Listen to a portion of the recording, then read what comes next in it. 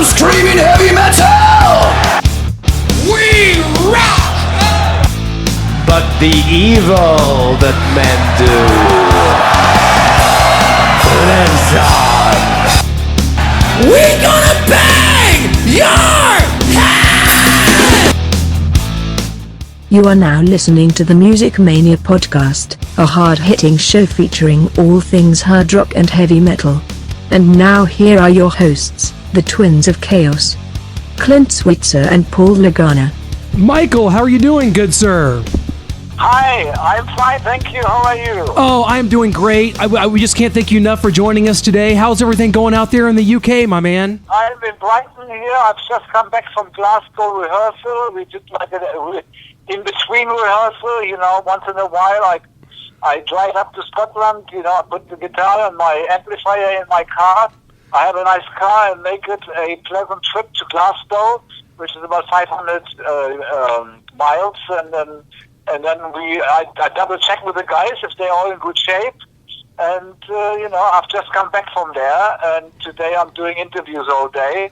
And on the 24th, the new DVD comes out. Yes, I was going to bring that up because I've gotten kind of an advanced copy of this, Michael. I'm so excited about this project. This is Michael Schenker Fest Tokyo. It comes out February 24th.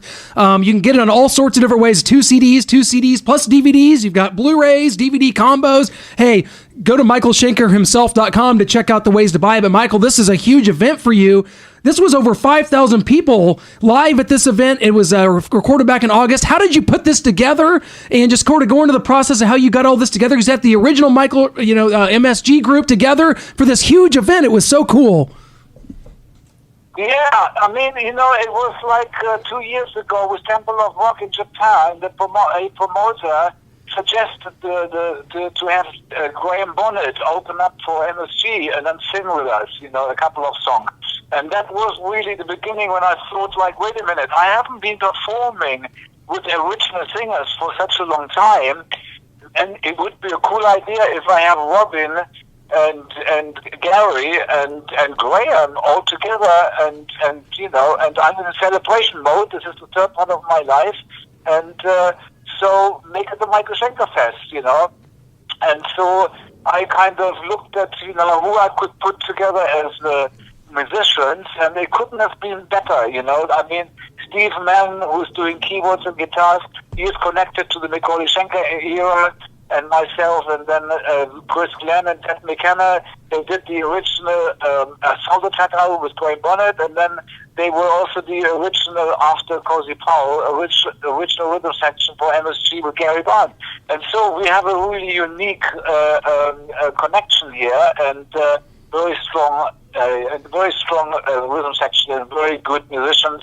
And so, we started off in Sweden rock. We had our first thing going, and so it was, the beginning was we had to coordinate everything, fly everybody in. It's very expensive to undertake and to put this together, etc. But then I had a call from Japan to headline Loud Park in Japan, and so I found out that it was like a two-day show, and the Scorpions were the headliner on the first show, and they wanted me to be the headliner on the second day. And because the Scorpions were there, I declined because I knew they were up to something. So I don't want to know. I stay away from Rudolph. And so, but my usual promoter found out about it, and he immediately made me an offer for a tour in Japan when they heard we have the Michael Schenker Fest.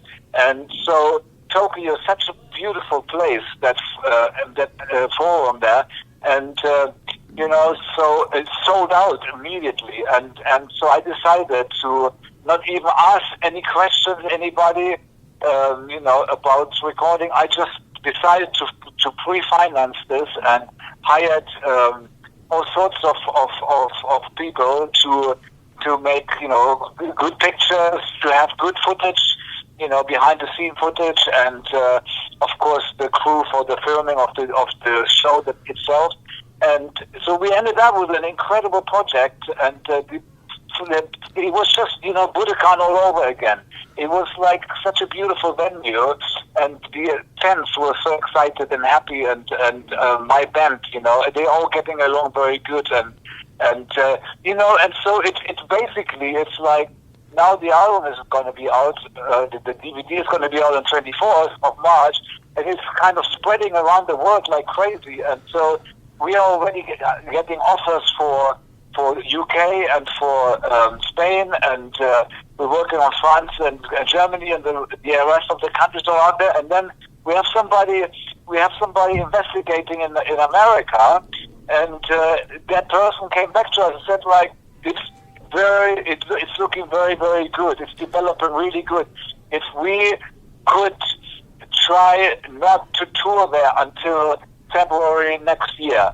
And so we agreed with it, and he can put us a real good big tour together in America, that can afford to bring this show, Michael Schenker Fest, to the States, 30-day tour in 40 days. And so it's really snowballing, and it's going all over, and it's getting incredible reviews, and it was a fun night, and right from the beginning to the end, it was just absolutely magic.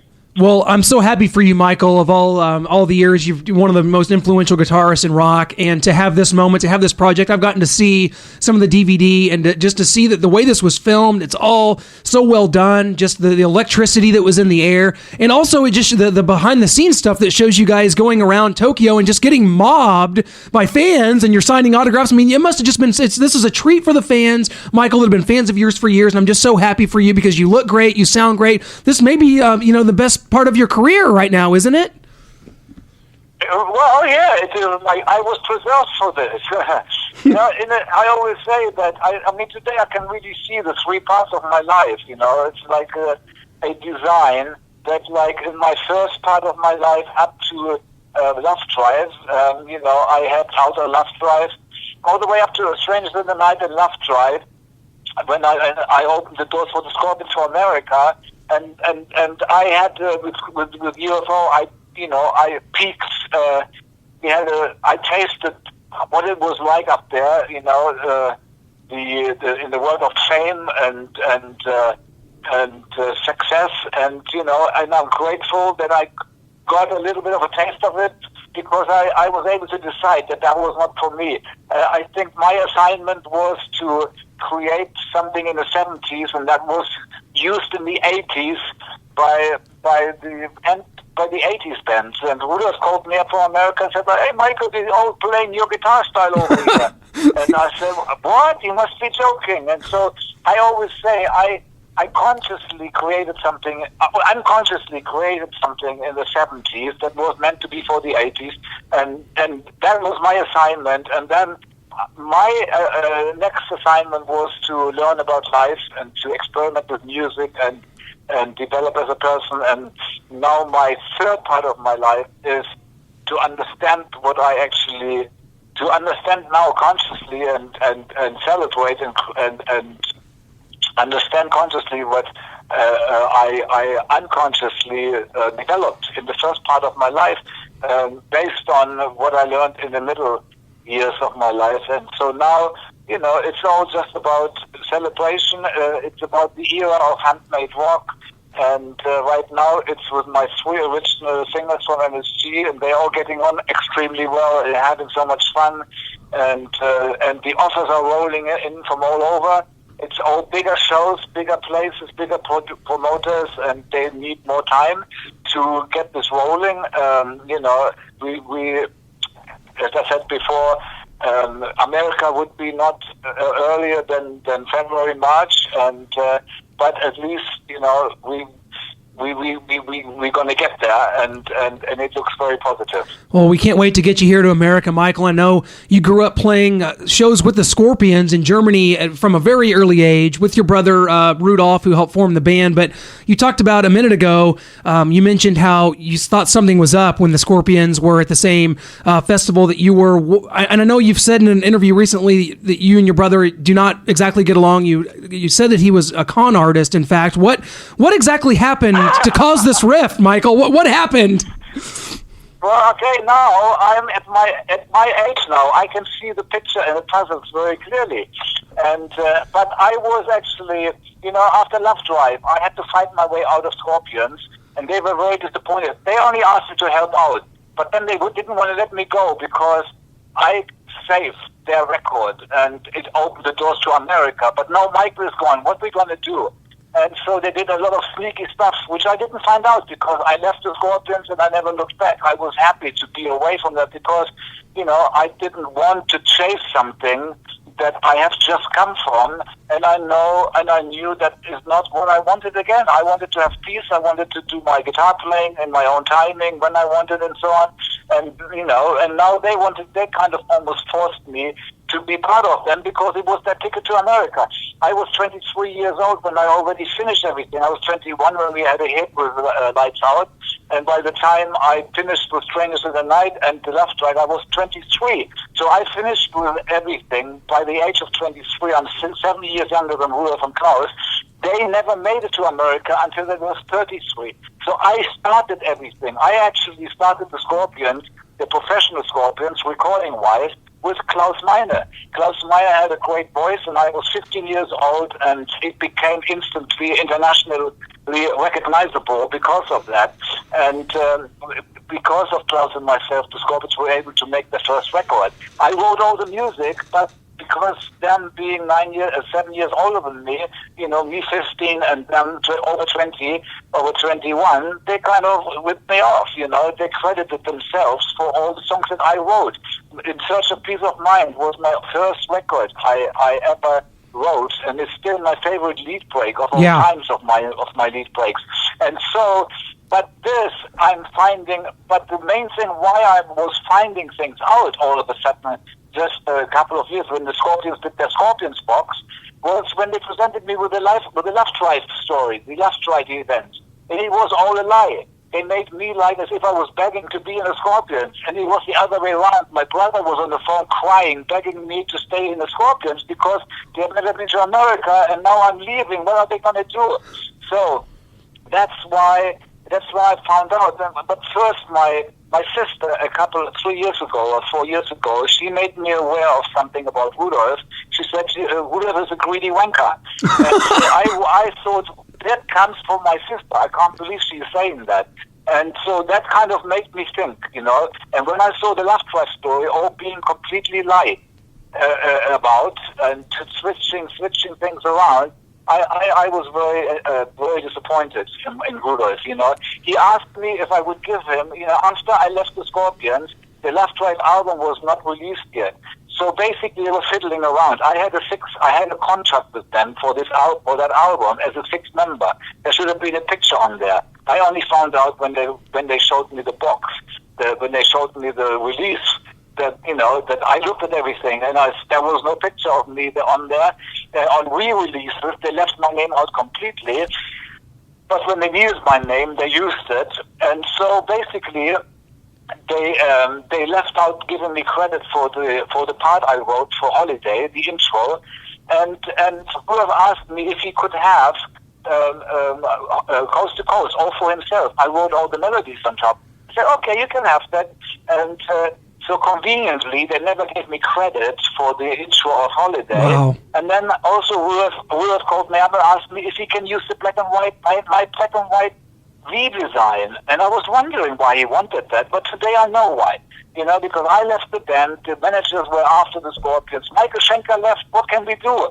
So Rudolph thought he's just going to try to plus his way through, show up with a black and white guitar, play Coast to Coast, which was given to him as a present from me. He asked me for it. I never asked any questions why he wanted it. I know now why. And they left out giving me credit for Holiday. So Rudolph was able to perform with a black and white guitar, today in blonde, with blonde hair, and having the name Schenker and looking a bit like me. People over all these years, especially now after re-releases, they left my name out completely. People are going to get confused, and they're trying to fabricate as if they actually did the Love Drive album all by themselves. There was never really any other Schenker there, and so it's unbelievable, if you do your research, and that's the good thing about interviews, we can discover who talks a lot of bullshit and who talks the truth. And so, honestly, it's all recorded. It's all written down. All you have to do is, go back in time and do some research. You will find out. I was 23 years old when I finished with America, and with UFO in America, and I opened the doors for the Scorpions, who were already 30 years old while I was 23. So Rudolph can't really quite catch. And people, newcomers from Russia and China, they cannot put 1 plus 1 together. Why did the younger one was successful before the older one? It doesn't add up. And usually it's the other way around. But it was that way. And Rudolph, I taught Rudolph, how to play guitar. I taught him how to. He learned from me how to write songs. And he wasn't able to write any song. Everything I did with Klaus, he copied and basically copied my melodies. He copied everything. He wanted to present as fake, to be a Michael Schenker, confuse the people. And Michael Schenker was off the scene anyway. He was enjoying himself, having fun with experimenting with music, being out of a spotlight. So Rudolph had, clear way to do his thing. And but I didn't know about it. So in the meantime, when people were asking me in the last 30 years, what do you think of your brother's success? I said, yeah, more power to Rudolph. I'm happy for him. As long as Rudolph is happy, I'm happy for him. One day I heard him coming into the kitchen to my mom's place, and I said, like, this fucking rat race. So I knew he wasn't quite happy, even though he was successful. And but the thing is, he's doing the opposite of what I do. He steals things, and I focus on the art of lead guitar, pure self-expression. It's the exact opposite. Rudolph just looks at the trends and sees what's there and copies everybody else who is successful and does the same thing. And that's all. It must be very boring life, but I guess he likes it. But then again, if he comes into the room saying fucking rat race, maybe he's not that happy, But I think he is now with a new family. He has got a new child. And I think what happens is I can see, as much as I can see my life design in 3 stages, I can actually see Rudolph's life design. And so I'm not bitter about this whole thing. I'm just disappointed that Rudolph had to do it with cheating. He could have established that without cheating. But he has a new family, and I think through the pureness of his child's eyes, he will learn something. He will learn what real happiness is. And I think he needed this kind of fake success, or whatever you want to call it, but he has definitely experienced success, and he knows what it tastes like, and he knows that it is a fucking rat race. So, therefore, he has now an opportunity he is going to live long enough to live a life in a complete different way with a new son or with a new family, and he will be taught and he will experience and learn that what real happiness is something very different than that what he was chasing all his life, and that what he was chasing so desperately he even cheated. But I think he will live long enough, equally as long as he has success, to learn all of this, and he will be blessed, and he will have a fulfilled life, and he will make a great realization, on his last days. And I'm happy for him for that. And I guess that's the way it had to go. I mean, his life design is just as extreme as mine, But it's just like, the extreme part gives you the extreme insight too, And so, so everybody has their own custom-made set of circumstances that their journey they go through. I start understanding more and more what my whole point is, and I even understand Rudolph's point, So, but I'm sure he won't get lost. I think he will turn around and come back to the light, and he will, someday realize that wow, what a journey.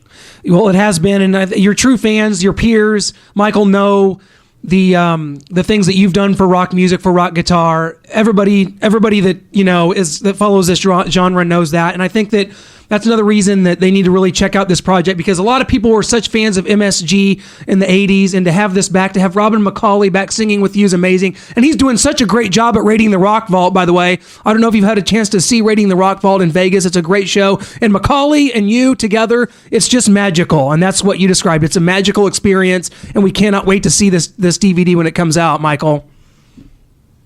Yeah.